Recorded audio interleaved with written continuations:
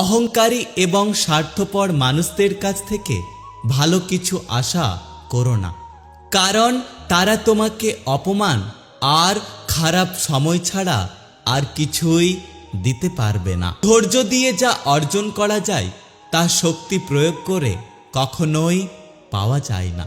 সবাই বলে কাউকে কষ্ট দিলে সারা জীবন সুখে থাকা যায় না, কিন্তু বাস্তবে যা দেখছি আসলে সুখী হলো তারাই যারা মানুষকে বেশি করে কষ্ট দেয়।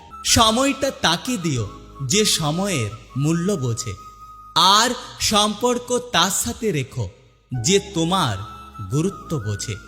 সৃষ্টির সবকিছুই সুন্দর, অসুন্দর তো মানুষের মন এবং মানসিকতা।